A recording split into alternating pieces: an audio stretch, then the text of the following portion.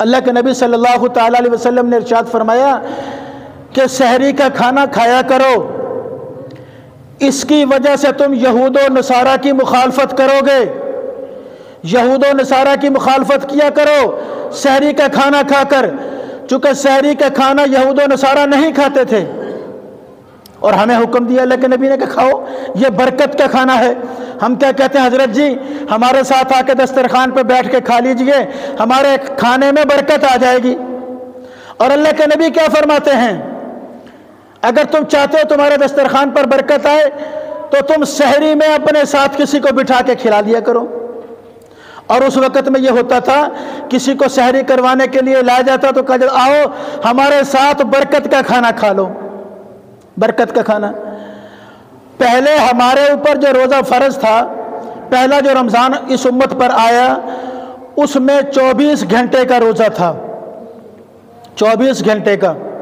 شام کے وقت روزہ افطار کرتے، افطار کرنے کے کچھ دیر کے بعد، کچھ وقت کے بعد اگلا روزہ شروع ہو جاتا، وہ 24 گھنٹے کے بعد کھانا ہوتا تھا بس۔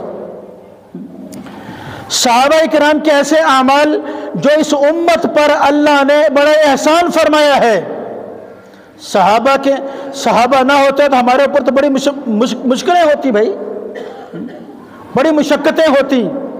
یہ تیمم کا مسئلہ بھی صحابہ کی وجہ سے ہے، اللہ نے اس امت کو سہولت دی۔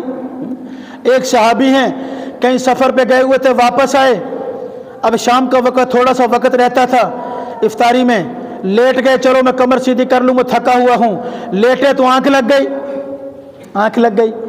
اب بیوی نے بھی نہیں اٹھایا، چلو تھکے ہوئے ہیں کچھ دیر سو لیں پھر میں اٹھاتی ہوں۔ اب جب آنکھ کھلی تو اگلا روزہ شروع ہو چکا تھا، 48 گھنٹے پہ بات پہنچ گئی۔ اسی اثنا میں ایک صحابی اور تھے، نوجوان تھے، نئی نئی شادی ہوئی تھی ان کی، اب 24 گھنٹے کا روزہ تھا بھائی، اب وہ نوجوان تھے، بس برداشت نہ ہوا، بیوی سے مل لیے۔ اب صبح یہ دونوں صحابہ حضور کی خدمت میں حاضر ہو گئے۔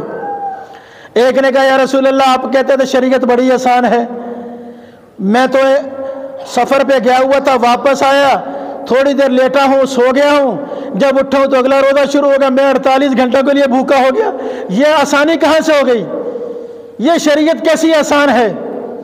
دوسرے صحابی کہنے لگے یا رسول اللہ آپ فرما رہے ہیں کہ شریعت بڑی آسان ہے، میں نوجوان ہوں، میری نئی نئی شادی ہوئی ہے، مجھ سے برداشت نہیں ہوتا۔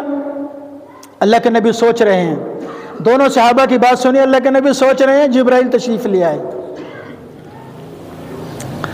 صحابہ کے ان عمل پر چاہیے تو یہ تھا کہ یہ ایک جرم کیا، یہ صحابی جس نے کھانا کھا لیا، یہ صحابی جو بیوی سے مل لیا، اللہ نے منع کیا تھا، یہ کیوں ایسا کیا، ایک جرم تھا، لیکن اللہ نے یہ کہنا بھی گوارا نہیں کیا، اور لوگوں کو بھی یہ کہا کہ تم نے یہ نہیں کہنا کہ انہوں نے گناہ کیا ہے، بلکہ ان کی وجہ سے اللہ نے پوری امت کے لیے قیامت تک کے لیے شریعت کو بدل دیا، شریعت کو بدل دیا۔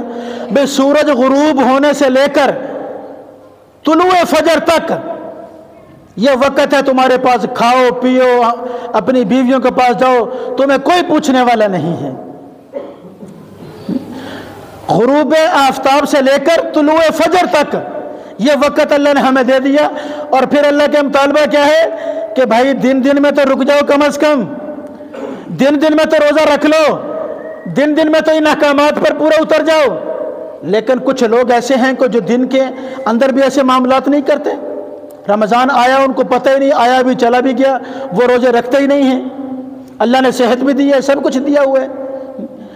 تو رمضان المبارک ایک برکت والا مہینہ ہے، عزت والا مہینہ ہے، قرآن سے اس کو عزت ملی ہے، قرآن اللہ کا ایک فرمان ہے، اللہ کا کلام ہے، جس کی وجہ سے اللہ نے اس کو عزت دی۔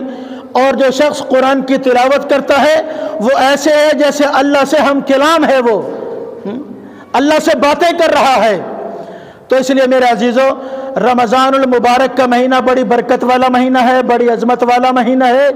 اس مہینے میں ہم نے رمضان کے روزے کی پوری پوری قدر کرنی ہے، اپنی آنکھوں کو بھی غلط دیکھنے سے بچانا ہے، کانوں سے غلط سننے کو بچانا ہے، زبان سے غلط بولنے کو بچانا ہے، ہاتھ سے غلط پکڑنے کو بچانا ہے، غلط سائن نہیں کرنے، کسی کو تکلیف نہیں دینی، مارنا نہیں، پاؤں سے غلط طرف چل کے نہیں جانا، دل و دماغ سے غلط سوچنا نہیں ہے۔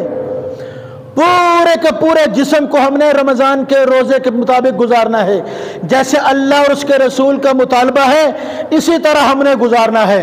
پھر تو ہمارے لیے رمضان کا روزہ فائدہ مند ہے، پھر ہمارے لیے بخشش کے فیصلے بھی ہیں، پھر جنت جو مزین کی جاتی ہے یہ ہمارے لیے ہے، شیطان جو قید ہو گیا یہ ہمارے لیے قید ہوا ہے کہ یہ تاکہ عوام کو بھڑکا نہ سکے، اور اللہ خوش ہوں گے، اللہ کے نبی بھی خوش ہوں گے۔ اس لیے میرے عزیزو، رمضان المبارک کے اندر خوب ڈٹ کر اپنے آپ کو تھکاؤ، عبادات میں لگاؤ، محنت میں لگاؤ اپنے آپ کو۔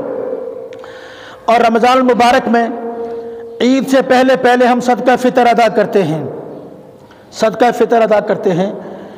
اس کے بارے میں عرض کرتا چلوں کہ عید کی نماز پڑھنے سے پہلے پہلے یہ صدقہ فطر ادا کرنا واجب ہے۔ کوئی رمضان کے شروع میں کر دے تب بھی ادا ہو جائے گا، درمیان میں کر دے تب بھی ادا ہو جائے گا، آخر میں کر دے تب بھی ادا ہو جائے گا۔ اب یہ ہے کتنا؟ جامعہ اشرفیہ والوں نے جو اس کا تخمینہ لگا کر بتایا ہے وہ گندم کے حساب سے 300 روپے فی آدمی، 300 روپے فی کس کے حساب سے انہوں نے یہ بتایا ہے۔ اگر کوئی جوں کا دینا چاہے تو بہت اچھا، جوں کا حساب لگا لیا جائے، کھجور کا دینا چاہے تو بہت عمدہ، کھجور کا دے دیا جائے، کشمش کا دینا چاہے تو بہت ہی اعلیٰ۔ اللہ کے نبی صلی اللہ تعالیٰ علیہ وسلم نے ان ساری چیزوں کا فطرانہ ادا کیا ہوا ہے۔ کم از کم ہم زندگی میں ایک دفعہ کشمش کا ادا کر لیں، ایک دفعہ کھجور کا ادا کر لیں، ایک دفعہ جو کا ادا کر لیں، باقی گندم کا دیتے رہیں۔ ہر بندہ یہ کہتا ہے جی ہم تو گندم کھاتے ہیں، ہم تو گندم کا دیں گے۔ بھئی اللہ کی دوسری نعمتیں بھی ہم حاصل کرتے ہیں، چلو نہیں بھی کرتے تو کم از کم اللہ کے نبی کے ساتھ ایک نسبت ہماری ہو جائے گی کہ اللہ کے نبی نے کشمش کا دیا ہم بھی کشمش کا دے لیں، اللہ کے نبی نے کھجور کا دیا ہم بھی کھجور کا دے لیں، اللہ کے نبی نے جو کا دیا ہم بھی جو کا دے لیں۔ ایک دفعہ کم از کم زندگی میں یہ ادا کر دیا جائے۔